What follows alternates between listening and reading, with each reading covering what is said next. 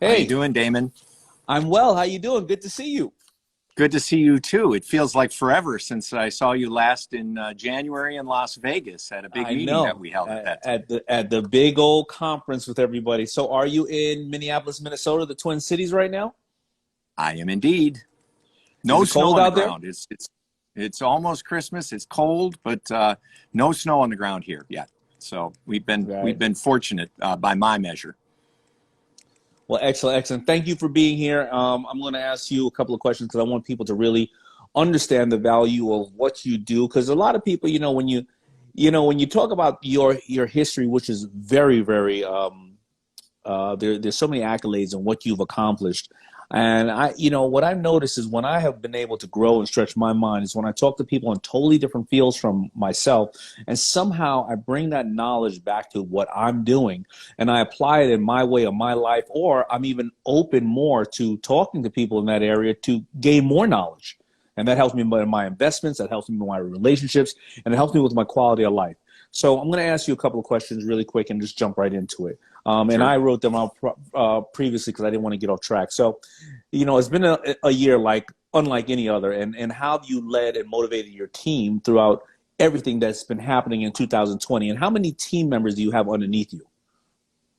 Well, underneath me right now, I work really more cross-functional. I'm kind of a team of one right now, and Okay. I have a role in R&D where I live under our CTO and work with the R&D team. But then I also am involved in education and training and marketing and customer-facing events. So I end up having a broad exposure across the organization. But right now, I'm an army of one. Okay, so let's talk about you talking about education and things of that nature. Hmm.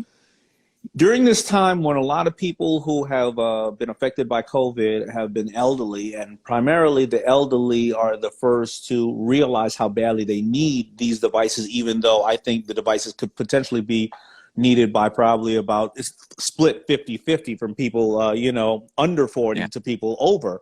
Because I think the people maybe over a certain age, they didn't wear loud headphones and they weren't in rock concerts and sitting next to things.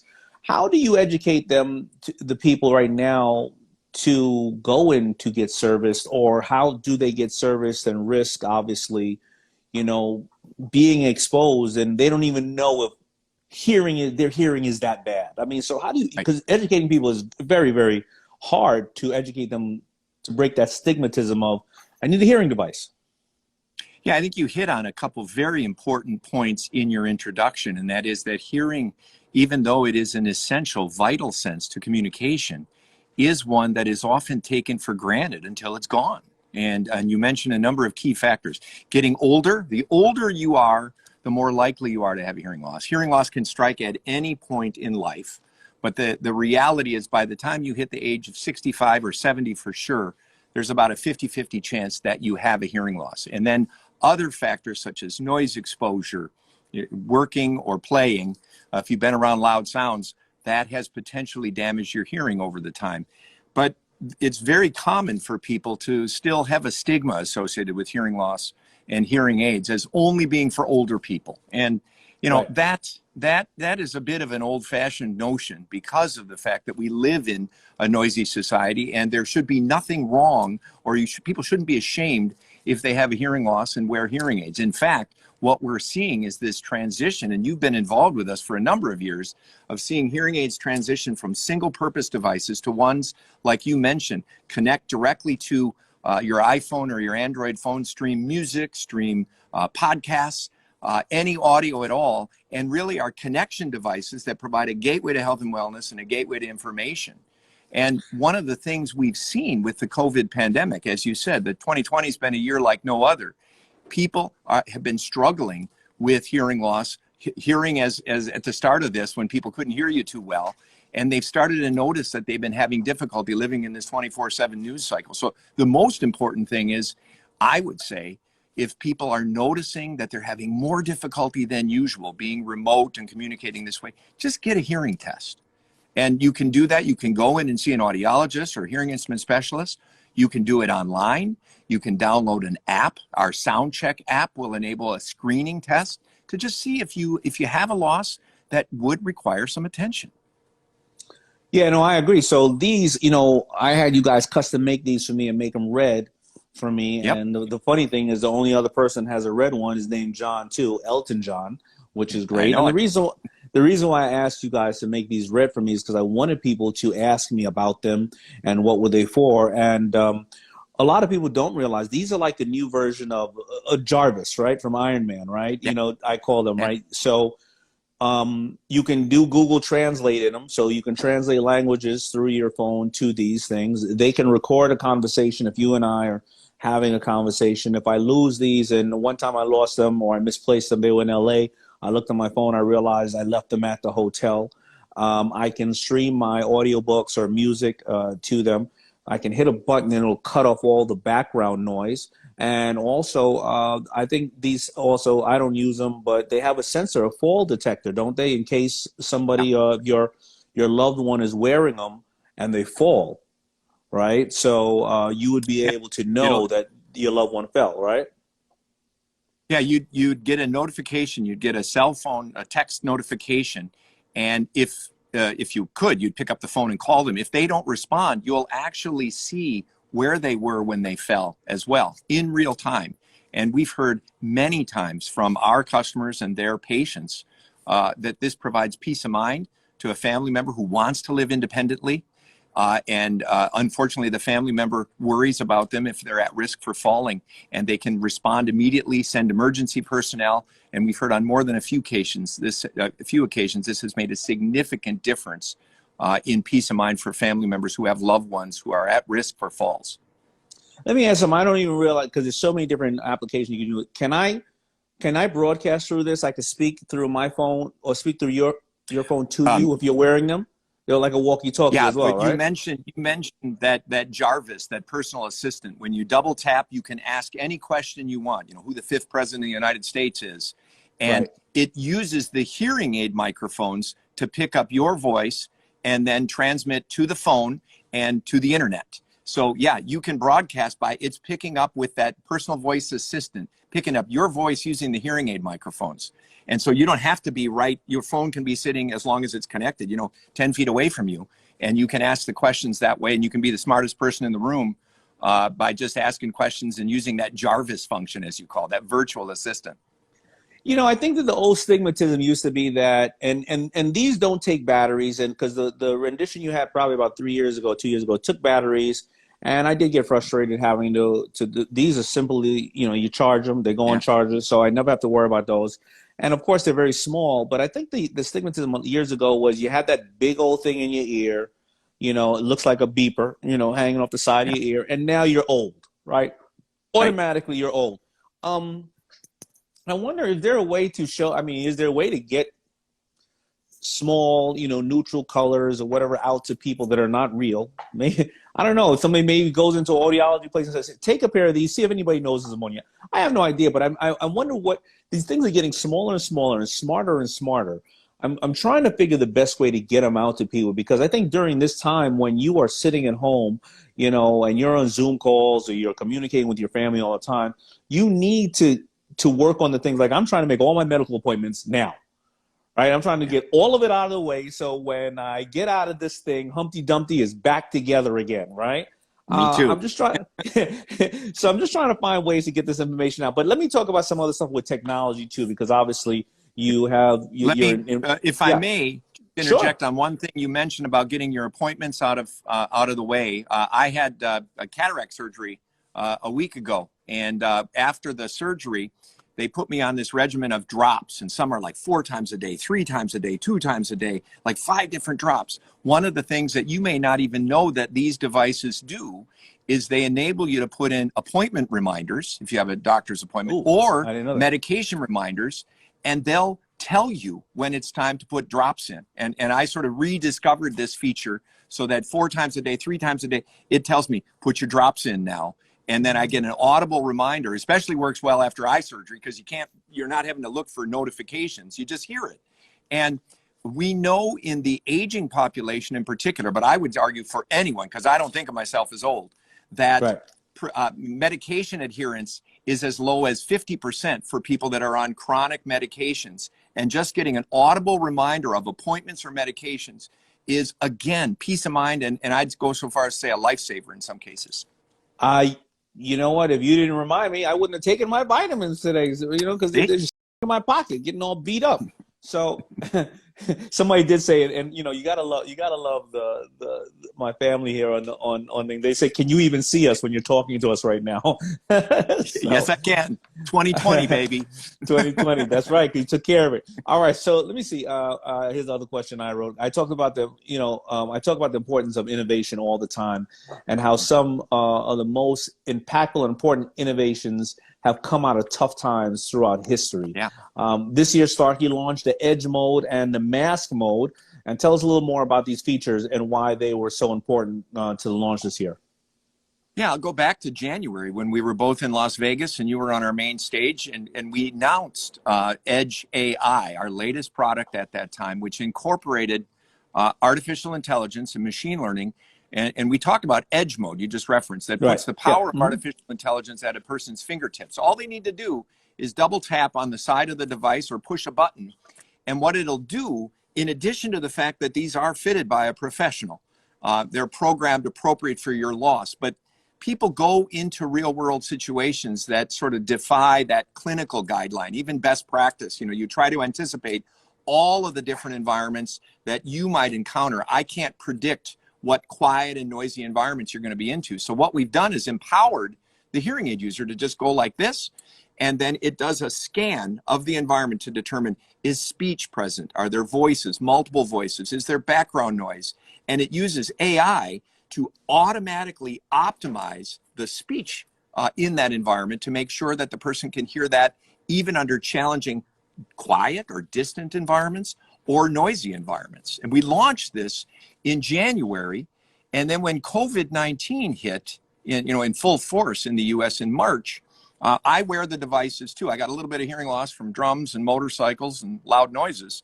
And I started to notice, we initially thought, well, this is going to be the biggest help in noisy environments. I started encountering people wearing face masks on a regular basis.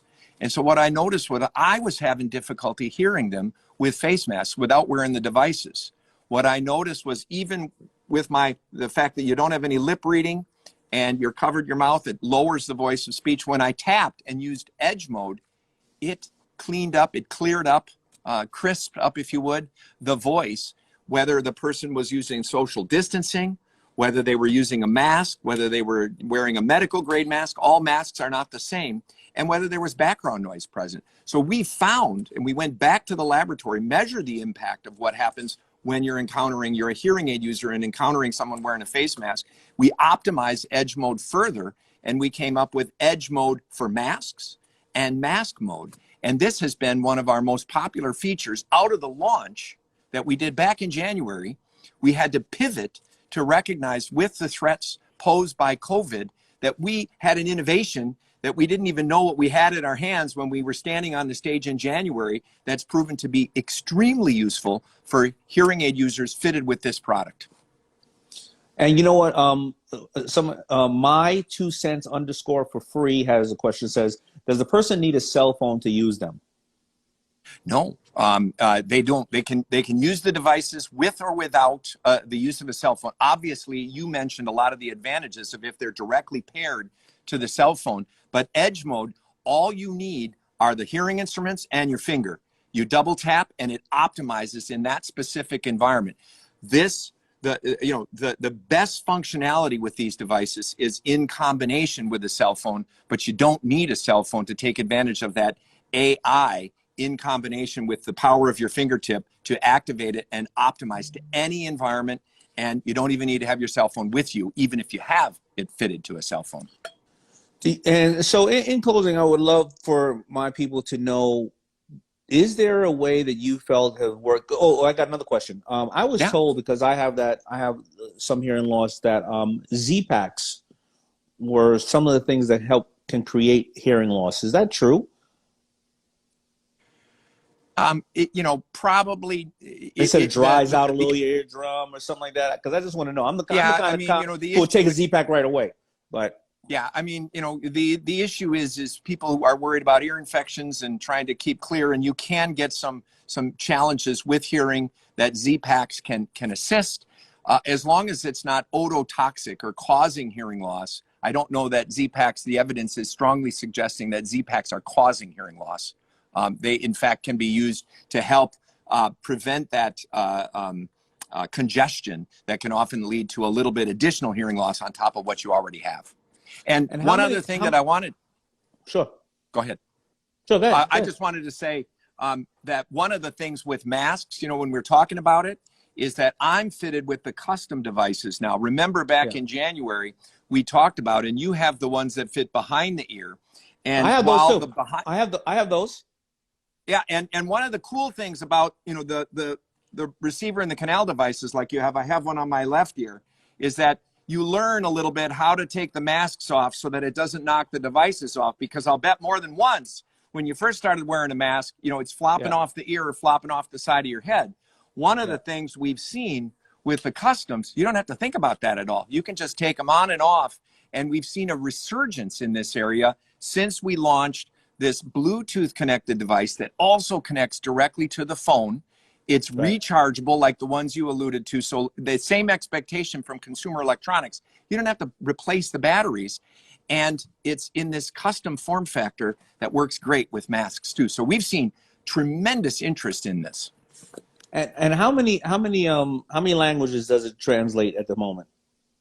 It's continent dependent because I know I've used them in other continents, and it's a little bit more, a little bit less, but it's somewhere in the vicinity of at least 28 languages here, and it's probably even higher than that right now. I've used it myself in at least 7 or 8 countries where I didn't speak a lick of the language, and while it's not, let's say, fluent, it enables you to ask vital questions like, where's my hotel? How do I get another beer?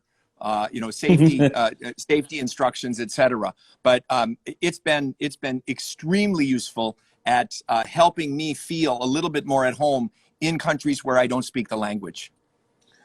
All right. So for anybody right now who feels that maybe a loved one in their family does not want to approach this, does not want to touch this, they're uncomfortable talking to them about it because when they're telling them a secret, that person's blowing it all up in the, what did you say? Did you say that she's ugly or whatever the case is, or you don't like that person, or like me, if, my daughter's trying to sleep and I got the TV on 30, when everybody else doesn't even want to watch TV with me because they're like, oh my God, or the music is too loud. What would you say to somebody who knows that person in their family desperately needs it? They're uncomfortable with it. How do they present them the information to say, Dad, Mom, or son, or whatever, you should check this out? Well, I think a couple important reminders that we've already discussed is that issue of if you suspect that you're having more difficulty now that you're encountering people wearing face masks, and you have maybe a little bit of loss already, and you're having even more difficulty in this 24/7 news cycle. I think the most important thing first is to just get a test. It doesn't hurt. We don't have to draw blood. You can do it going into a clinic if you're comfortable doing that and able to do that. You can also do a screening measure online. You can go to starkey.com, www.starkey.com, get a test. You can download an app for Android or iPhone called SoundCheck and also do a screening measure. But then if you have a loss, don't delay. Don't wait that 5 to 7 years, because Helen Keller, probably the most famous person who suffered from both vision impairment and hearing impairment, said that while vision connects people to things, hearing connects people to people. And I think, what people don't realize is that there is a strong correlation with hearing loss and loneliness and depression and anxiety. And we've even seen an increasing amount of evidence suggesting that if you delay that decision, that there's a strong correlation with acceleration of dementia. Now, it's not causative. It's not saying if you get fit hearing aids, you're going to reverse that. But what we're seeing is that there are health effects, everything from cardiovascular disease and diabetes and loneliness and depression and dementia, that are strongly linked to untreated hearing loss when people don't do anything about it. And if they do something about it, you can, at any point in your life, live better and hear better, live better, we say. When you make the decision to wear hearing aids if you have a hearing loss. And I think COVID-19 and the pandemic has really raised awareness for the importance of hearing to connect to other people when we have to be in separate places like we are here rather than on the same stage. All right, Dave. Well, thank you so much for that knowledge, and I hope people now, you know, in the case that they need it, they go and check themselves out or check their family members out. And I appreciate all the things you're doing, and keep coming up with better technology so people are not afraid of these things. And I'm going to keep, you know, being a fan of what you and Starkey are doing. Everybody can go to www.starkey.com or the starkeyhearing.com. Starkey.com. All right. Well, I appreciate you, man. StarkeyI.com. And a lot of people don't know what you guys do from Starkey Cares, which is absolutely amazing, which is you'll go into some of the poorest places around the world, you'll set up shop, and you'll gift hearing to 1,000, 2,000 people in tribes in Africa. And I've been with you on some of the journeys where you know, it was a lot of the Holocaust survivors who came there. And, you know, there's not enough tissues on the planet when you see, you know, a little boy, a little girl at 5 or 6 years old hear their mother's voice for the first time in their life. It is something that is absolutely amazing. So if anybody ever wants to consider, you know, donating to Starkey Cares, you guys run the shop like you're stealing from the main company to give. Like you're like Robin Hoods, because you know, you guys are just changing so many people's lives out there. And I think it's absolutely amazing. If anybody wants to ever see some of those videos, just go to, I guess, Starkey Cares, or pull up Starkey Hearing something on those videos. And oh my God, it is ridiculous. It is what the world is made for. COVID has had an impact on that, but we look very much forward to being able to provide more of that in the future. And so thank you for mentioning that. Yeah, God bless you guys doing God's work. Happy holidays to you and your family and everybody. Thank you. You too, Damon. You got it. All right, everybody. Listen, I hope you learned a lot. I continue to learn. I definitely learned a lot more from Dave. And so, you know, the next person I'm going to bring in, we're still talking about, and I'm glad I ended it on the other aspect of how much Starkey has been giving around the planet. You would really be amazed. Trust me. Pull up some of those videos, and it is. It gives you hope. It gives you hope to see that people are out there. They're wanting to do good for people, and so you know who I'm going to bring on now. I'm going to bring on Kevin Coleman. Now let me read the background, because a lot of you are into philanthropy. Whether you are running a company, whether you are donating, whether you are hands on the ground or boots on the ground. Also, he is somebody big time over at Hasbro. So all right, check it out. So responsible for Hasbro's global philanthropy, which in 2012 included $12 million in philanthropical support, impacted more than 4 million kids around the world. Oversees the Hasbro's Children's Fund, which provides financial grants to child-focused nonprofits like Save the Children, Operation Smile, and Give Kids the World. Also oversees Hasbro's Gift of Play program, donating toys and games to children in low-income communities, and Team Hasbro, the company's employee volunteer program that empowers employees to volunteer to support for children in 40 countries around the world. His name is Kevin Coleman. I'm going to bring Kev on right now. Let me see. I don't see Kev on here right now. Let me see. I see a bunch of good people on here, though. I see, I see my man Greg on here. I see Ginger. I see Chauncey. Looking for Kevin Coleman. I don't see him, and it could be my device. Let's see. All right. Let me see if I can find him another way here. All right. Kev Coleman, if you're there, can you text, put in a comment, then I can bring you in that way. Let's see who else is on here. There you go. I see Kev Coleman 4. There you go. Let me see. Boom. Hi, Daymond. Hey, Kev, you're sideways. Oh, let me change it. There you go. How you doing, man? I'm good. How about you? Everything's good. Where are you? I'm at home. I'm in Rhode Island. So all right. Home's for me, and that's where Hasbro's headquarters is. So, yeah, I'm in Rhode Island, snowy Rhode Island. I know it wasn't snowy where your last guest was, but it's snowy here, that's for sure. All right, so I'm going to just jump right into it. I want people to learn from you right now. And so I wrote these down. So, obviously it's no secret that I'm a big Monopoly guy, and I love that I can play it with Minka and friends of mine's. So how does Hasbro come up with and develop, games that have an educational and entertainment value for both kids and adults? Sure. Thanks. Yeah, first, thanks for having me, and great question. I mean, we're a global play and entertainment company, so obviously we're making a lot of games, and I know you're a fan of Monopoly. So yeah, I mean, we look at consumer insights to understand what kids are interested in and what they're playing with.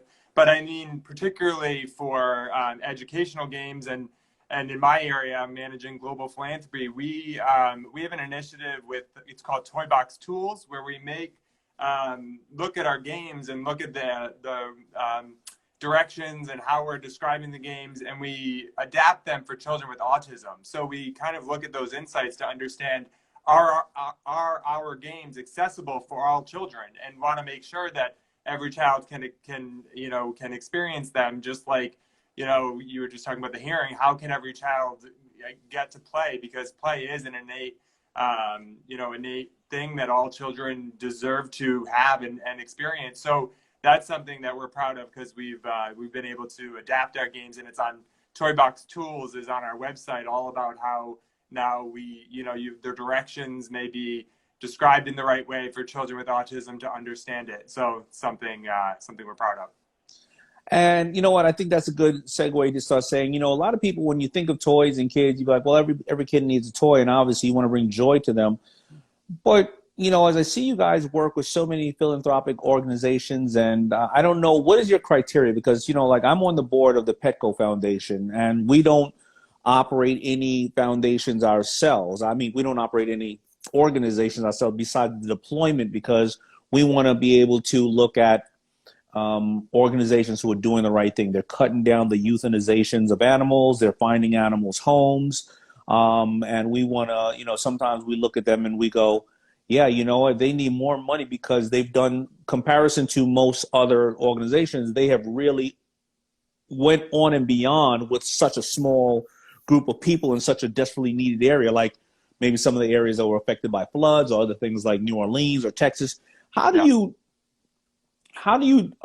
decide on where do you spread the money around to? Is it because they're an organization that just wants to bring joy to kids, to maybe inner city kids, or some kids don't have any money? Or is it they're also, like you said, they're not only providing toys, but it's an education, so kids with autism or other kids are thinking of better ways of learning and structuring their habits? So I'm just trying to find out an overall, how do you deploy the money and or the resources?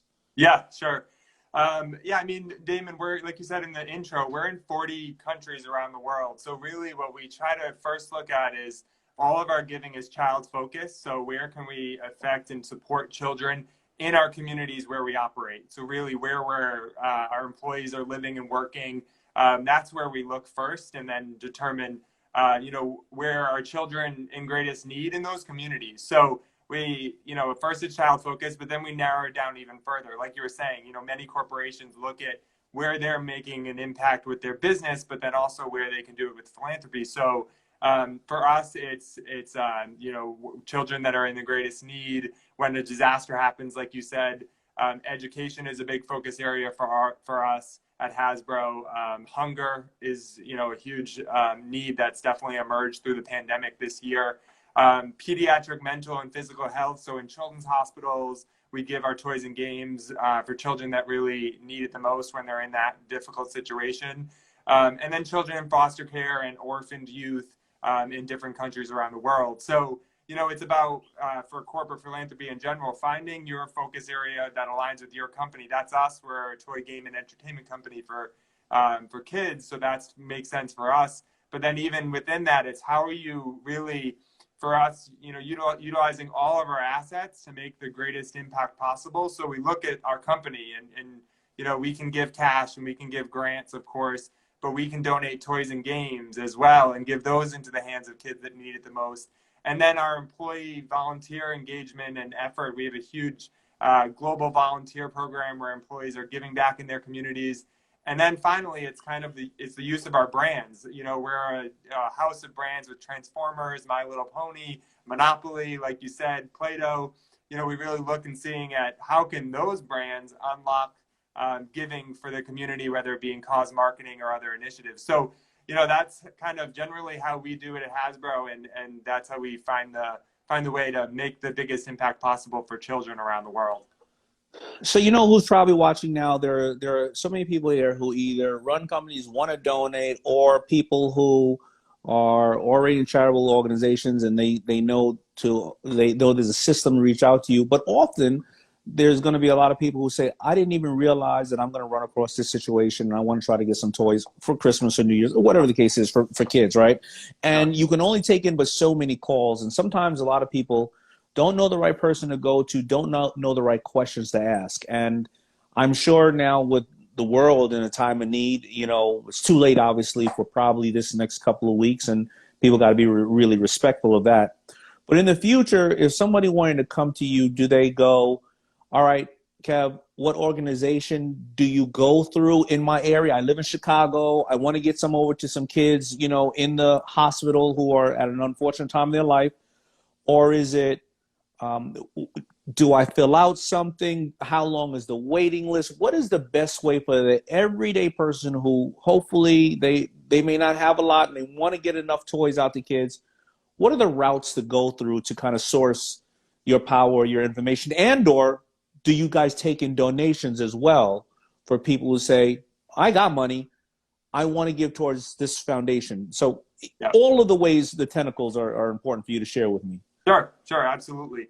And so, you know, for us, we give, like I was saying, those financial grants and sponsorships and toys and games, we give directly to nonprofit organizations. So the 501c3 nonprofit organizations, that's who we direct our funds to. But when the everyday consumer comes to Hasbro or asks for, you know, where can I find an opportunity to get a toy or game for myself, my children, or my neighbor, or, you know, anyone, you know, what we're really proud of is partnerships with those nonprofits that they're doing the great work in the community to get toys and games into the hands of children that need it the most. So, I mean, right now for the holidays, it's Toys for Tots. We've partnered with them for 20 years. And so there's 800 Toys for Tots units all around the nation. And so they're in your community in Chicago, you know, the cities you mentioned, they're spread out. And so that's where you'd find them. And so we partner with Toys for Tots and make a, you know, pretty sizable gift each year. This year, we increased our donations when we gave over 1 million toys and games to Toys for Tots across the nation. So that's where we give. And so if the consumer, everyday, you know, person that's listening now, they can go to their local Toys for Tots to understand.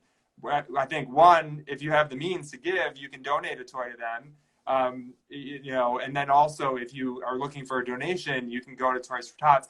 But, you know, so that's one of the organizations. We obviously make a large donation to them, but we support hundreds around the holidays, different nonprofits in the communities where we operate, like I mentioned. And, you know, particularly one that I know, you know, you're associated with or get connected with through this live was Feed the Children. So they're another one that came to us. You know, people come to us regularly, but they came to us, they were distributing, you know, we understand, like I said, hunger is a great need around the nation this year due to the pandemic. They were distributing food and asked, could we give some toys and games for them to donate as well? So we gave them 15,000 toys and games, and they across the nation then distributed those in their areas. So that's really what we look for is organizations that are boots on the ground doing this great work.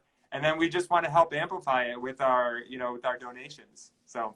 Well, you know, absolutely. And Samantha and work with Toys from Tots, so absolutely amazing. And I never thought about it. Every year I buy, you know, I don't know, I could buy anywhere up to $30,000, $40,000 worth of toys to give to kids, but I didn't even know that maybe I can come to you guys. You guys just have a package, because why, like any consumer, why do I go out and just buy? Because I don't call to ask for these things, because first of all, I have the money to obviously deploy it, and that's great. So let those toys go to people that may not have the money. But also, I never want to use my name and then it get caught up in red tape and I don't get it in time. So, but maybe there's packages you guys have where I can just spend the money one place, because every one of our consumers today they'd rather spend the money knowing that you guys are paying it forward, and I'm buying it from 5 different toy companies, and I'm not saying that they're not paying it forward, but I have no idea. I just spend the money, so maybe there's even a way that I could just buy it just from you, and know that it's going the right places. So is there anything that you want to share with anybody else right now that I think that the consumers can walk away with, or people who are running charitable organizations, that they can learn from what you're seeing these days?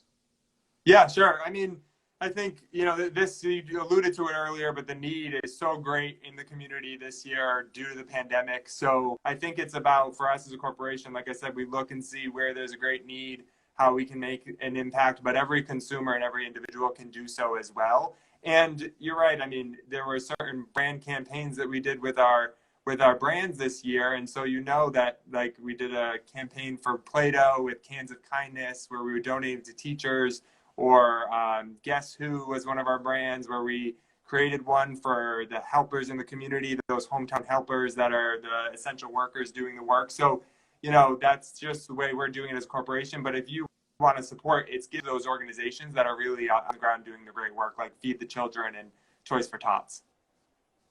All right. Well, I appreciate what you're doing, man. I mean, everybody of us was a kid or is a kid or has a kid. I mean, the only person I don't know that was probably never born as an adult was Kevin O'Leary. So, but other than that, we love what you're doing, man, and keep giving in this great season. I hope you yourself, even though you're giving to many, I hope you and your family are safe and amazing. Cap. Thank you, Damon. Thank you for having me on. Thanks for this platform to share about our work and the need in the community. It's because I know you're a fan.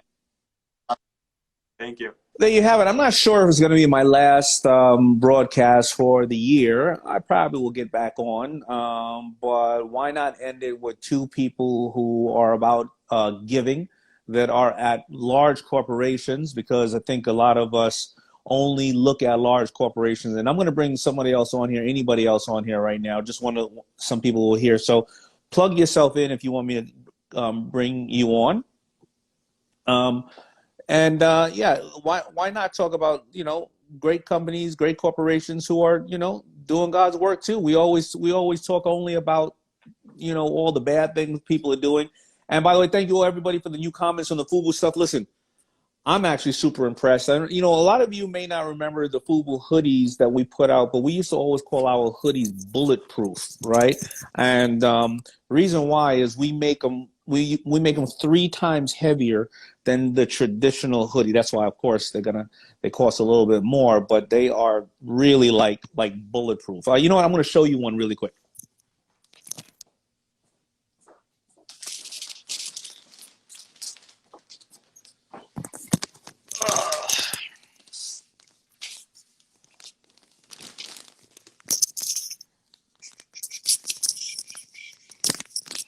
See that? I'm getting old. It's starting to look down. So this is one that just came in. I'm gonna open it right here, and I'm gonna show you how bulletproof it is. What do you call it? A lot of people don't remember, or they do remember when, and some of you still have your FUBU stuff, right? It's because it just stays around. Now this is just the applique. And this is embroidery. Listen. That's all embroidery. So think about how thick that is. But thank you, everybody, for the support. And my partners and I were trying to figure out, how should we do the FUBU give back? Should we buy one, give one, come up with an organization, maybe, for financial intelligence for kids? So we want to come up with some components. So please feel free to chime in if you have any components that we want to really start creating, more of a social cause. FUBU, back in the days, we used to give, as you've seen online, sometimes we'd give up to almost $20 million a year to do things from refurbished basketball courts to shelters against battered women who are suffering from abusive relationships. But I think we want to tie it to 1 or 2 or 3 organizations today that are empowering people with some form of an education, more likely the youth and those who feel like they need to burn down businesses, but we want them to build businesses. So if anybody has any ideas, we would love to hear your ideas. So of course, please always give us your ideas. We never take criticism as something bad. When people critique you, they could have went anywhere else to say those comments to anybody else, but they say it to you, and we take it as education on how to create a better company. All right, let me bring in somebody here to talk to. Who do we have on here? Is it Diva Richards? I think it's Diva Richards, but I don't want to, my dyslexia, especially reading them avatars, my dyslexia. Hey, what's going on? How are you? What's happening? Nothing. I think, I like the idea of the buy one, give one. I think that'd be great. Yeah, I like that too. Like when I deal with Bombas socks, it's affordable to do that with socks, but how do you do that with apparel? Because sometimes, true, you're right, it's so costly, right? So it could be buy one, give for every 10, one is given, but there's a difference, right? So like, I'll give you an example. These pieces there's a lot of quality go into it, right? But there's more designing quality. I'll give you an example. This is probably about 20% of the shirt is going to be, the cost is here. Yeah, the stitch. But if right, so if I was to give one, let's say I was going to give one to the homeless in need, that person doesn't care about all this. They something that they can wear that is maybe microbial, bacterial, whatever kind of stuff like that, but it is more functional. So I got to switch up the use. So anyway, we're struggling with all that. We're figuring it out. How you doing though? This is about you right now, not about me. How you doing? I appreciate it. I'm doing great. I'm a business owner, so I'm like everybody else, surviving and hoping to thrive a little more in 2021. Sure. And what's your business and where are you? And what's your name? I mean, come on, man. Eva Richards. I own a gym in South Jersey. Hard work, no excuses gym. Hard work, no excuses gym. Yeah. Yeah, that's the way I live my life. I need to live my gym life like that. Hard work, no excuses. Look, I bought two Pelotons and I'm not losing any weight. See that? And I got two of them over there. That means you ain't using them. But when I hang my shirt up, I got a good place to hang my shirt up on, right on the Peloton. I ain't even mad at you. I ain't even mad. What would you think about giving back? Because I know I was working on a project with some people and we were doing a give back component. What do you think about donating maybe to an organization, like you said, that works with young entrepreneurs even maybe? Yeah, no, absolutely. We're open to that. We love, I already work with some, but we always like to give, instead of working just with one, we like to give a little to 20. So I already work with Network for Teaching Entrepreneurship. I worked with one anyway, I work with a bunch of them, but yeah, absolutely. We're always open. We just want to know that the money is being spent the right way to the right people. God forbid, unfortunately, thinking about years ago, we would have been giving all our money to the Boy Scouts, not that, obviously some bad things happen, I'm sure, in a small group, but we want to know that it's being deployed the right way. Well, I just stopped in to say hello, and I appreciate your time, and I love the new apparel. I saw when you got, like, this is dope. So I'm a FUBU OG, so. Well, I appreciate it. Let me ask you about your business. How many people can you bring into your gym right now? The ordinance is, just tell me about the business. 25% capacity, which is not many, but surprisingly, we have been still getting new members. I think consumer confidence is going up with people wanting to get the vaccine. So people are starting to loosen up and feel a little more comfortable, which is good. Right. When I was consulting a gym owner in Miami, we were sharing the fact that you don't sell memberships, you sell a healthy lifestyle. And then what we did was right in the beginning of the pandemic, he sent his machines over to, or his equipment over to his members as rental. They didn't have to pay for it. It was part of it because he felt the gym was empty anyway. And then he went to other apparel companies in the area and people who were selling like meal plans, and he got them to market to his whatever base of people, but they would have to give his base of people, his members, 20 to 25% off and give him 10% off. And that increased his membership actually because he was selling a healthy lifestyle. So I'm sure that, you know, you're selling, I mean, just by your name, and that's what I love about the name, you know, because you're not saying, well, it's only in the gym. You're selling a mentality of what you need to do, whether it's your family, whether it's your faith, whether it's your gym, your nutrition, or your business. So I think you got, going to yeah, help us survive. And I think that's the thing that helped us through COVID was what we can offer the members outside of the physical building. What we brought to the table is the thing that I think sustained us. So yeah, people didn't want to lose this lifestyle, so they continue to support. We immediately went to a virtual option, which no one can deny now that right, virtual is part of the future, though it is not the entire future. It's definitely right. part. Nothing will ever replace that interaction.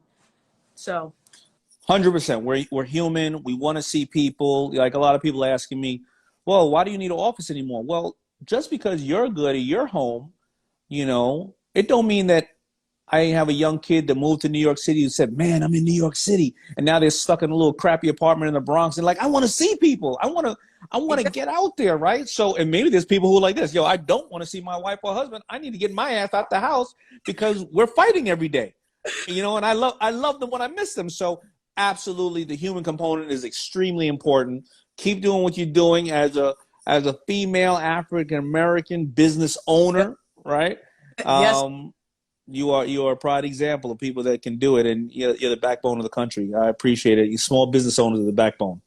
oh man, they have no idea. I appreciate you taking your time to talk to me today, man. You got it. Bye. All right, take care. See that?